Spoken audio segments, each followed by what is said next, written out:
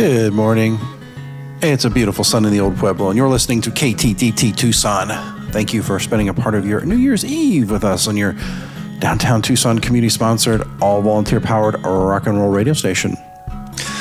And welcome to our year-end wrap-up. Last week we highlighted 6 of our episodes that featured music or food or a combination thereof.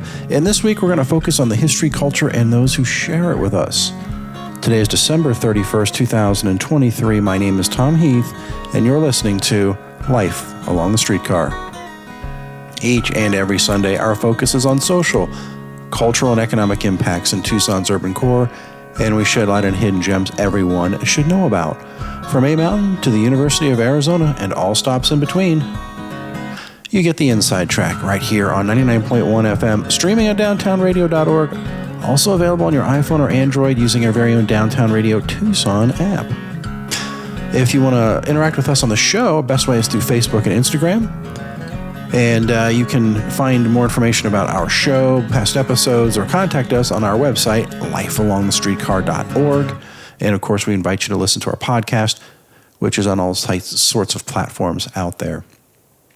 Well, we started this new tradition last week, so it's very traditional nowadays. And we're going to kind of highlight some of the past episodes of the year. And we're going to talk more about history and culture and people making an impact in our community. Last week was really kind of focused on food and beverage. So today will be a different focus, but you can listen to all of these episodes or listen to last week's wrap-up on our website, lifealongthestreetcar.org. And we're going to start today with a very powerful and emotional story we did earlier in the year, around middle of the year, actually in June. Is with Lisa Hansen. She is the founder and CEO of the Tucson nonprofit Power Over Predators. And with 20 years of experience, she shared with us how they are helping to train and educate our community and our youth in what she believes is a hidden pandemic within our community. And I got to tell you, it's a challenging topic. So there are some sensitive comments in the following 3-minute segment. So just be aware of that. But here's Lisa Hansen. We provide prevention education. I believe that prevention is, it's actually the first P when it comes to, on a national level, how do we approach the issue of reducing child exploitation, specifically child sex trafficking, and they bring up 4 Ps, and it starts with prevention, and then it goes to protection and prosecution, and then partnership. The interesting thing is across the country, prevention is what is lacking. And so I've been doing prevention education for about 25 years now, and it's just such a powerful tool because it's a discussion, it's a conversation, it's helping kids define things so that they can be aware or realize that maybe they're in a sticky situation that they don't know how to get out of. We started the addressing the issue in Tucson back in 2010, and we found out that there was absolutely nobody assigned in law enforcement to trafficking, to human trafficking, specifically child trafficking. And what was ironic about that scenario was at the time when we were having this discussion and they said that they'd never had a single case, it was because they didn't understand the definition of child sex trafficking, where anybody who's a minor, a child under the age of 18, if they participate in any type of sex act for anything of value, it is the felony crime of child sex trafficking. And so we had people serving time, especially girls, serving time and facing criminal charges and being charged with crimes of prostitution when in fact they were victims of child trafficking. And so this is not to shine a negative light on law enforcement. We've made a lot of changes, and once you understand the definition, it's like, oh, okay, I get it now. 88% of the sex trafficking cases today are happening online, and people are like, but I thought trafficking was a child being kidnapped. It's absolutely not. A child can be trafficked behind their own screen at their home while they're playing a video game because they are being coerced into giving nude photos of themselves or videos of themselves to a predator online. If we aren't protecting our kids and we aren't aware of how predators are using especially devices to get to kids, then they're just, how does a child stand a chance? That's where the education piece comes in. I appreciate the idea of needing to prosecute traffickers, and I appreciate needing to protect people with aftercare. But the problem is all of that is too late, because that means something's already happened, that child has been abused or exploited. And so that's why prevention is just key in this conversation. So that is what Power Over Predators does. That is Lisa Hanson, the CEO, founder of Power Over Predators. We actually did a 2-part episode because that topic was so expansive, and we did back in June. This episode's 250 and 251. And moving to another segment of our population that this organization, IMU 360, is looking to help. They focus on an array of holistic services for homeless teens and young adults, including basics like hygiene and self-development curriculums, all the way to housing and home ownership. We actually interviewed Jessica Kaiser for this. She was organizing a fundraiser, which was a prom. And Jessica's a downtown a businesswoman. She owns Kaiser Workspaces, and got to talk to us about IMU 360. I've known the founder, Desiree Cook, for a few years now. And so I got to hear Desiree's story on this very personal note. And I was just so inspired by what she's done, where she experienced trauma and got off on the wrong track herself and, got into drug use and lost her children and went to prison, and then used that time to really heal and improve herself. She did the work, and she came out and she was inspired to start this nonprofit that is now doing such an incredible service. She's building tiny homes for children that are aging out of the foster care system. And I cannot think of a more vulnerable segment, right? So the poor children didn't get adopted as foster kids. They've just gone through trauma for 18 years, that they did. And they know they're about to enter the adult world completely unprepared. They don't have a support system. They don't have a network. They don't have the skills. They don't trust the people around them. Her story really resonated with me. I myself was not in the foster care system, but you know what, Tom, I probably should have been. I went through a lot as a child. I've experienced all the levels of abuse and neglect and abandonment. And if it wasn't for the people around me that lifted me up and supported me through those really, really critical, pivotal moments in my youth, I'd be on hard drugs and homeless myself. I know that I would. But it's the people that came around me when I needed it most that really, let's give them credit, right? Like, where would I be otherwise?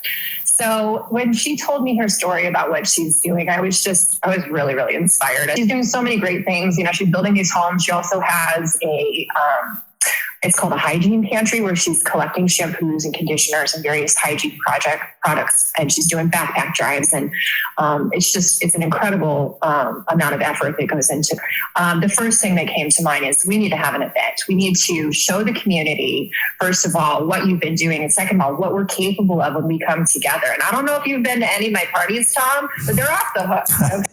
That was Jessica Kaiser of Kaiser Workspaces talking about her fundraiser, the prom she did for IMU 360, and from all accounts, it was off the hook. And she was sharing with us the story of the founder, Desiree, and the challenges she's overcome and how she is helping youth, especially those coming out of the foster care system, young adults that are transitioning and doing all kinds of holistic services. That was back in August. It was episode 261. We're going to switch gears a little bit and talking about parties. We're going to switch over to a filmmaker, Chris Carlone, who brought us A Tale of Two Houses, which it documents a very special time in Tucson's music history that focused on two houses right there on Speedway and Euclid from the areas of 1983 to 1989.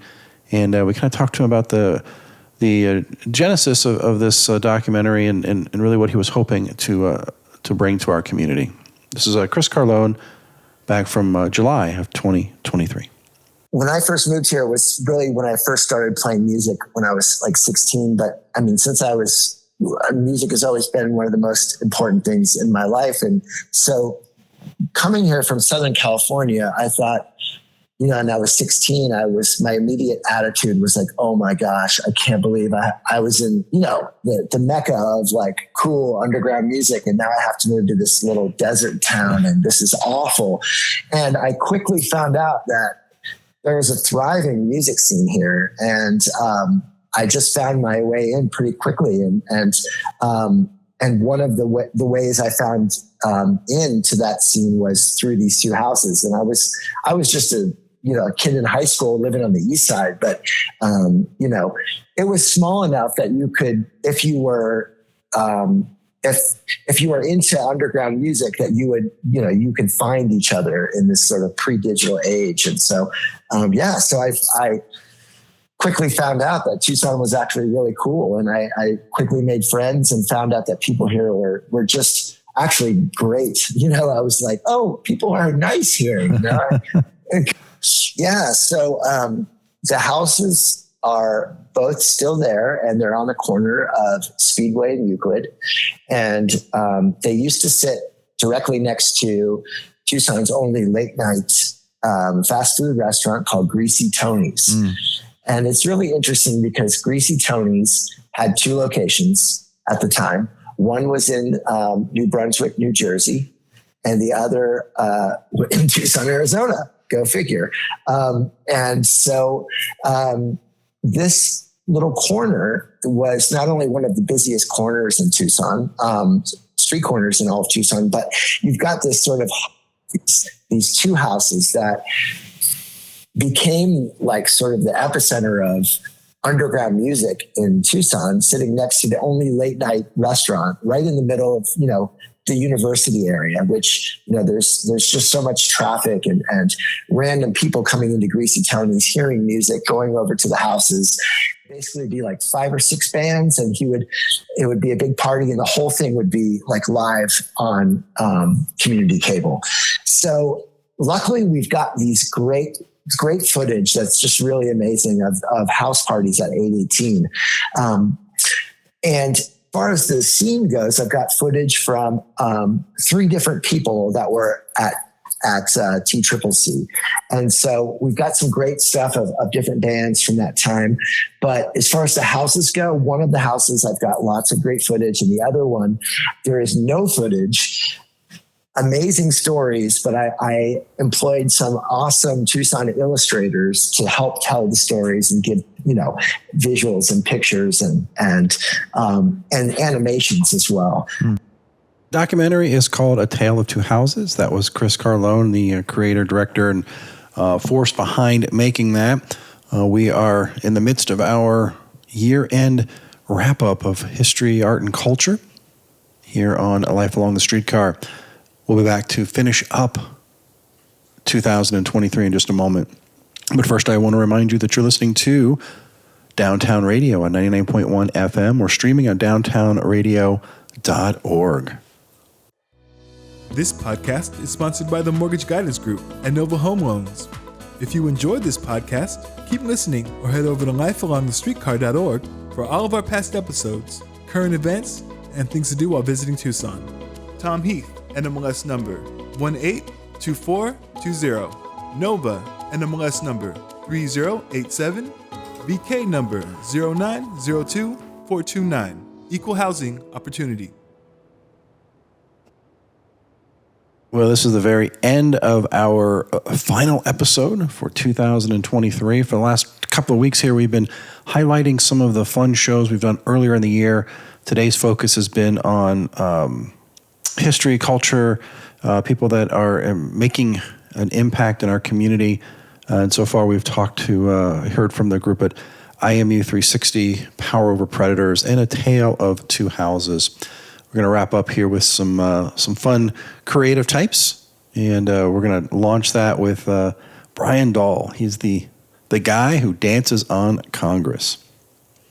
I started was at Hotel Congress. Okay. And it was with Hump House. I was actually talking business with him. What is Hump House? Hump House is a local DJ, one of the better ones in town. So when was this roughly? What year is this? I would say probably about 2016, 2017, roughly. Okay, so you're talking 6-7 years ago. You're talking to a DJ on the stage. He was doing his thing, and I was just watching and talking business with him at the nightclub. Okay, but then I started moving, and people started recognizing me.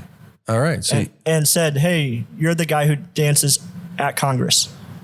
You're like famous. People know you. So yes, people recognize me, and me and Hump House realized we could easily brand this and make this a thing and make people understand you can brand yourself quite easily and have an avenue how to market yourself. Okay. So I'm out 3 to 4 nights a week dancing for 3 to 4 hours straight to get people to dance. I'm that icebreaker, and then I keep them going. Okay. And then do you dance with them, or do you dance like in a cage? How do you get them going? So sometimes it's next to the DJ on the stage. Sometimes it's on the floor. It just depends at the bar or the nightclub. It's different at each spot. So I dance at Hotel Congress, Playground, General Benz, High Wire, Cobra, are some of them, and Zen Rock. So why I picked dancing was I'm trying to show everyone that you can do it out of anything. It's just you have to put the work in. That's Brian Dahl. He's the guy who dances on Congress. He's taken that and built an entire brand around that, has a store and everything downtown inside of the proper shops.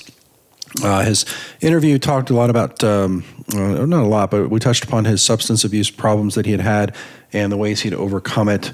Very remarkable young man here in Tucson. That was episode 272. And then the following week, right after that, we had a chance to introduce an artist with the Joseph O'Connell, who is the brains behind an organization called Creative Machines. They've got fun, interactive exhibits all over the world, and many of them are right here in our urban core. A lot of the projects we've done in Tucson are really just sort of a conversation with the city about what people want. So, for instance, the piece we installed about a year ago, the Wet Wheel, which is part of the Downtown Links project, was actually one of our first commissions. But you know, the Downtown Links project took some time to come to fruition. But the idea came from there's not really any splash parks in downtown, and I would ride my bike to and from between my studio and home, and I would typically get myself soaking wet on one end and then be hot and dry and sweaty in the middle, and thought, boy, wouldn't it be great to have some form of squirting art here? And that idea kind of grew, and then lo and behold, we had our son, who when he was about 6, saw me sketching it up, and he said, "Oh, Dad, I know exactly what that does, but what if people don't want to get squirted?" And so that led to the little circular path that adjoins the main path. So it's not on the main path. You circle through it as many times as you want. Our facility is 8 acres. It's huge. And we're always making interactive exhibits. We're making monumental sculptures, many of which are interactive, for destinations all over the world. And so several times a year, we invite the public to come and visit. And our son and his friends were always visitors as well. And I would see families coming, and everyone would say, "Really, I wish you would do this all the time." And I'd be like, "Oh, it's so much work to like close things down, unplug the table saw, make sure people can't get hurt," which has never happened, of course. And then, host people. So from that came the idea for our newest Tucson venture, which is Second Sky, which is a not-for-profit that we've formed to every day host people to an adventure playground with a food and beverage destination, a robust program of after-school support for homeschool and micro schools, and then evening and weekend events and programming for the whole family. And in that public space, we need these third objects so that you and I can interact with each other. If you just sit us in a sterile landscape and chairs facing each other, we'll feel awkward and not have anything to say. But you put us next to a sculpture with footprints on the ground, and we'll get to talking. Our kids will interact. And so a lot of times we say we make the stuff that helps communities interact with each other. That sculpture Joseph O'Connell is talking about is Toby the Griffin on Scott. If you haven't seen it, it's got the footprints leading up to how it got from the old Carnegie Library, which is now the Children's Museum, to where it sits on the corner there on Scott. My name is Tom Heath. You are listening to our year-end wrap-up on Life Along the Streetcar. You're listening on Downtown Radio 99.1 FM, or you're streaming at downtownradio.org. Support for Downtown Radio is provided by the Tucson Gallery, located in downtown Tucson inside of the proper shops at 300 East Congress Street. The Tucson Gallery offers original work, reproductions, and merchandise from Tucson artists like Joe Pagic, Jessica Gonzalez, Ignacio Garcia, and many more. For information about all the artists, including when they will be live at the gallery, head to thetucsongallery.com or find them on Instagram and Facebook as Tucson Gallery.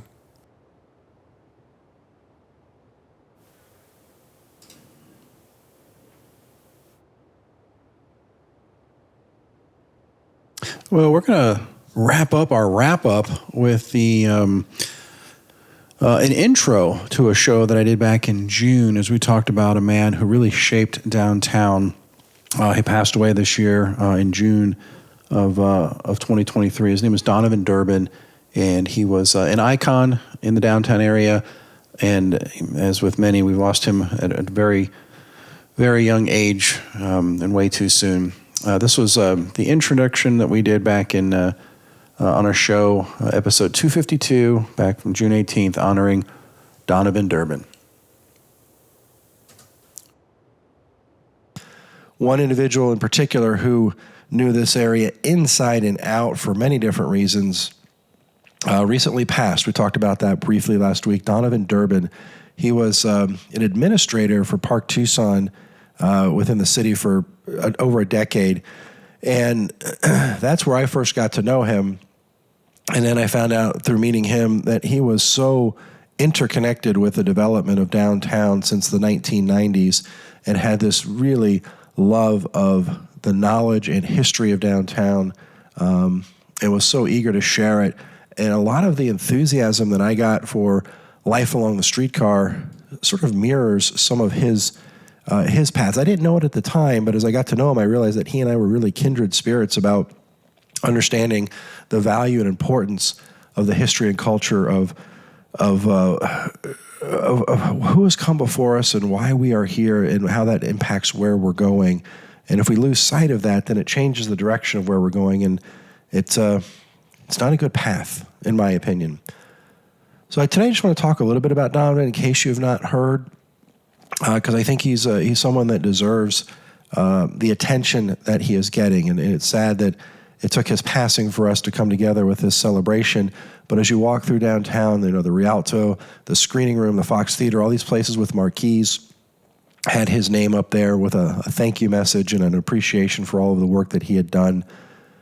He was a member of the Downtown Tucson Partnership Board, of which I've been the chair for the last couple of years. And again, he brings with him an institutional knowledge, something that is it's not easy to replace, because he didn't learn about Tucson because he had to. He learned about Tucson because he wanted to. And I was reading an article in the paper, which we'll link to, is a Tim Steller column, and talking about Donovan and taking over at the time was the Downtown Alliance. So this was a kind of what the merchants and the Downtown Tucson Partnership have morphed into, but the the idea was that the businesses would get together and make downtown a better place. Well, this was in the 90s, and there wasn't a lot happening there. There'd been some really negative news, and reading Tim Steller's article, he was determined to not let that stop him, and he started really looking at the history of downtown and bringing back the stories about Hockamee's and Levy's department stores, and looking at all the buildings and the blocks and recreating what had been there prior, and creating this vision of what it could be. Just studied this. This was a passion of his. And then as the funding and the mindset started to change, we passed, the Rio Nuevo process passed, and that's got sort of mired in some bureaucracy at the beginning. But Donovan worked with some others to bring some life back to the downtown area by instilling some art and culture into the arena, and they brought down Second Saturdays, and he was instrumental in making that happen. That was just part of that understanding that if you got people to come down and experience the culture, the history, the atmosphere of downtown, that you could start to build upon that, and we've seen exactly what happened. That wasn't, of course, the only catalyst, but it was a big part of it, was getting people to recognize the importance of this city center within our community. He went on to co-found the Festival and Events Association of Tucson and Southern Arizona, FITSA. We were actually due in July, we had talked about having a show featuring that because we hadn't talked about that yet. So Don and I had planned a show, but of course never got a chance to record that. So I won't get his perspective on that. But he was instrumental in helping get Tucson recognized as a world leader, in festival events, with all the things that we do throughout the year, especially in the spring and the early part of the year in the spring with the Gem and Mineral Festival, the Agave Festival, all the heritage festivals that we do, the Mariachi Conference. He got that recognized on a large stage. He was involved with so many things like the Arizona Film Festival, Film Fest Tucson. You couldn't go to a major event in downtown without seeing Donovan there and realizing he wasn't just participating, he was involved with the creation of it. Donovan Durbin, a downtown icon, and his inspiration will keep us moving forward for many, many years to come. Well, that's going to wrap up 2023. Thank you for letting me share some of these fun stories. We had, probably 45 to 50 shows throughout the year, and really all of them have their own special qualities. Picked out a few because I thought they were emblematic of what we'd like to do here on the show. But we invite you to head over to lifealongthestreetcar.org if you want to listen to those or any of our other past episodes. There's also a contact button if you want to find out, like, hey, have you ever done a show about this? And we can get you that information. Or better yet, why don't you do a show about this and tell us what it is that you know that we should know and share with the world. You can also find us on Instagram, Facebook, and the like. Can't wrap up without saying thank you to some key folks, and one of those are the station itself, Downtown Radio, which gives us this huge platform to share this message on a weekly basis.